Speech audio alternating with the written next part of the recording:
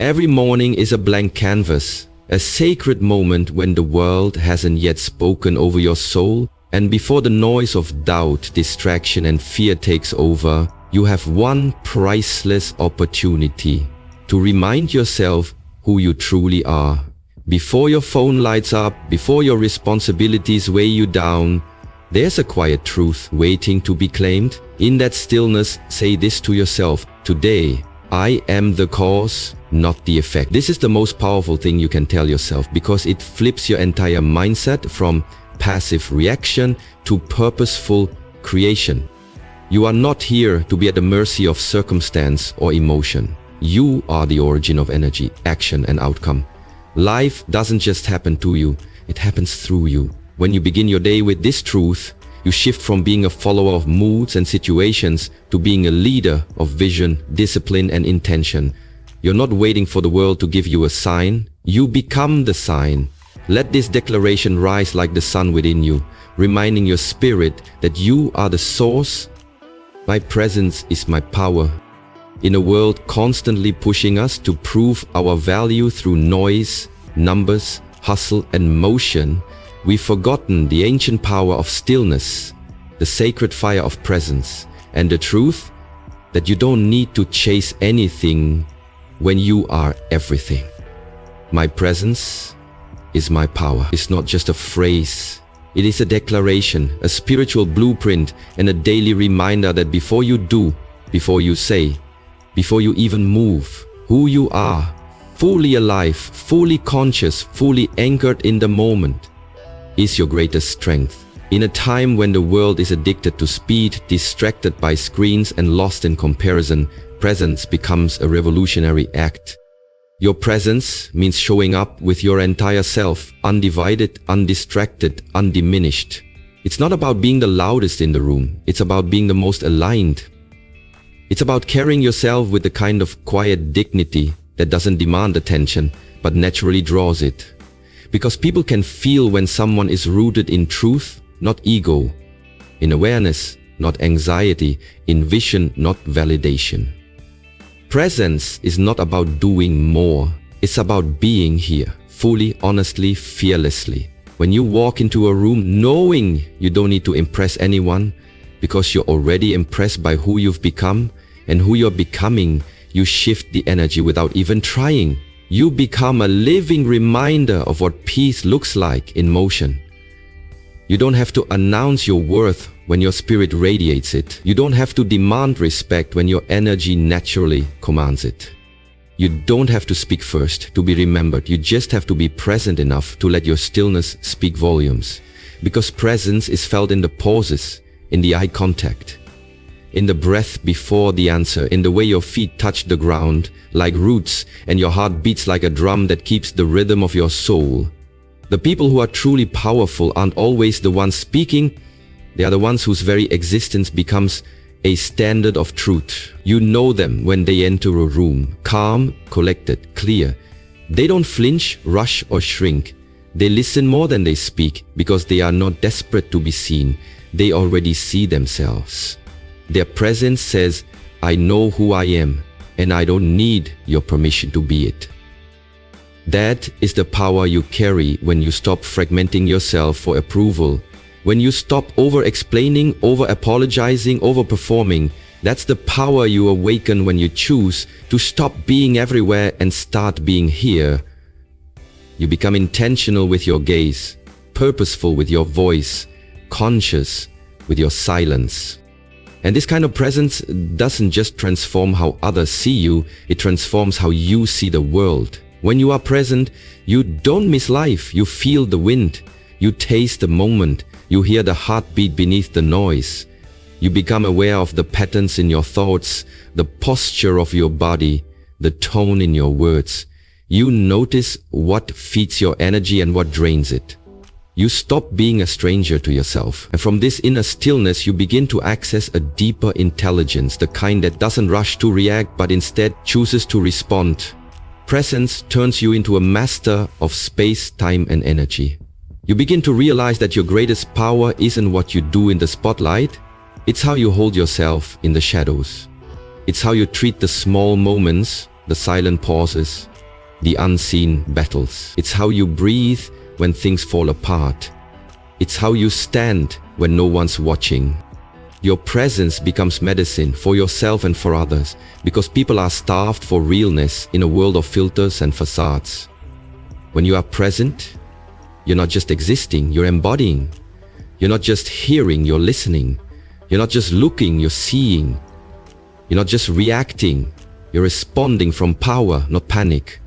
You begin to trust your intuition more than your insecurities. You stop living in your head and start living from your core. You realize that being present isn't a passive state, it's the most active form of power. It means your mind isn't wandering, your spirit isn't disconnected, and your energy isn't leaking into past regrets or future worries. You are whole. And when you live from this wholeness, everything around you begins to shift. People respect you differently. You attract conversations that matter. You stop getting drained by meaningless drama because your presence no longer entertains it. You stop chasing relationships that don't value you because your presence is no longer available to spaces that dim your light. You begin to magnetize opportunities, not because you chase them, but because you've become too aligned to be ignored. And you must understand, this presence is not a performance. It's not about pretending to be poised or practicing mindfulness as a trend. This is sacred work. This is inner alignment. This is a return to your natural state, where your soul is fully awake in your body, your thoughts are in harmony with your truth, and your actions reflect your deepest values. You don't need to become someone else to be powerful. You need to return to yourself. Your breath is your anchor. Your awareness is your superpower. Your authenticity is your weapon. When you stop trying to be everywhere for everyone and instead choose to be right here for yourself, everything changes. The chaos loses its grip. The noise fades into the background. You stop looking for power outside of yourself and realize it's been inside you all along, waiting for you to slow down enough, be quiet enough, be still enough to feel it rise. And as it rises, you stop reacting to every storm because you've become the calm. You stop chasing the spotlight because you've become the sun. You don't need external permission to feel worthy because you've given it to yourself. And from this space, you live differently. You speak with clarity. You move with purpose. You love without fear. You lead without force. You shine without apology. The world doesn't need more noise, it needs more presence. It needs more people who are here. So tomorrow morning when you wake up, before the world tries to define you again, before the anxiety creeps in, before the self-doubt whispers its lies, stand still for a moment, put your hand on your heart, and remind yourself, my presence is my power. Not because of what you have, not because of what you do, but because of who you are when you fully show up. That is the foundation, that is the message, that is the truth. And when you live from that truth, there is no room for pretending, performing, or proving. Because you are the proof. Your life becomes the message, your breath becomes a prayer, and your presence becomes a force that the world cannot ignore. I want to share with you 4 real life-changing motivational stories, so please listen with an open heart and full attention. If these words inspire you even a little, then I humbly ask you to share this message with your friends and family, not for my fame, but so that they too can awaken something powerful within themselves, so they can rise, grow, and become a light, not only for their own lives, but for society, for this nation, and for the world. When one person transforms, it creates a ripple. Let's be that ripple together. Let this message not just be heard, let it be felt. There was a time not long ago when a man named Arun found himself standing in front of a mirror each morning and not recognizing the person looking back at him. Not because his face had changed, but because his spirit had.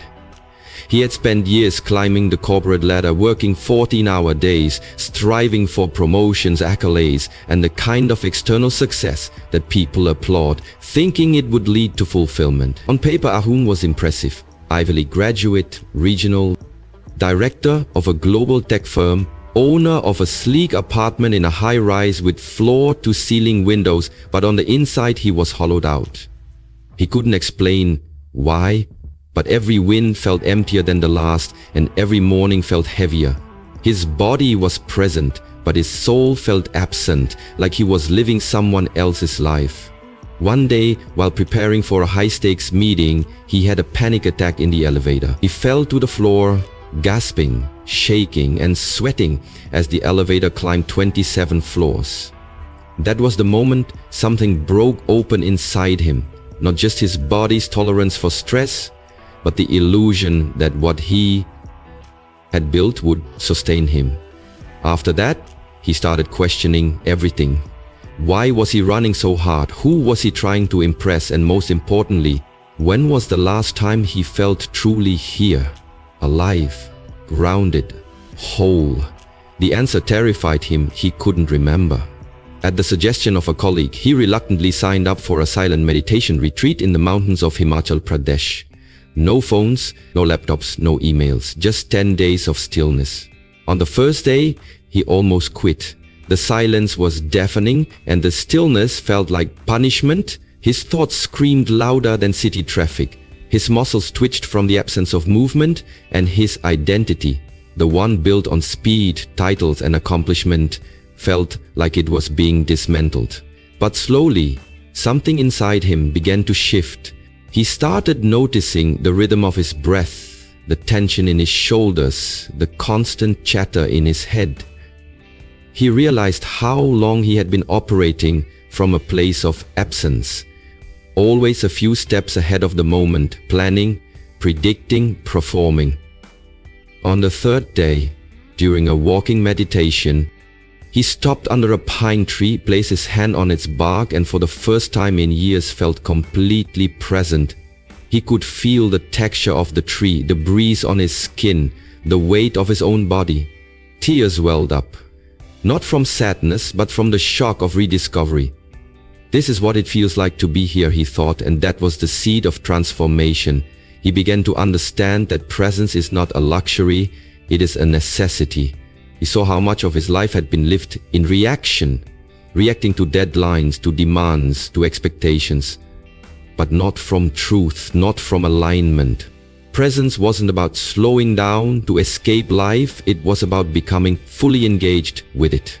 By day 6, something astonishing happened. During a group sit in the main hall, as 70 people sat in total silence, Arun felt an invisible shift in the room. He couldn't explain it, but it was as though someone's energy had entered with such clarity and calm that it altered the entire vibration.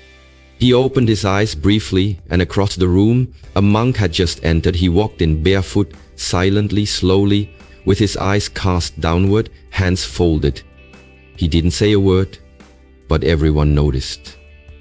Arun later asked one of the instructors about him, and she said, "That's Bhante.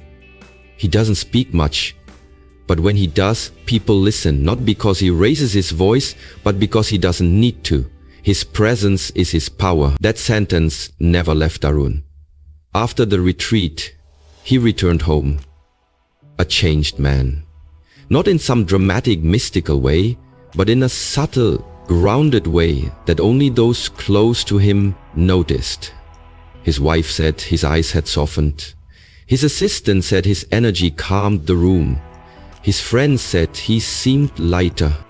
But the biggest change was internal.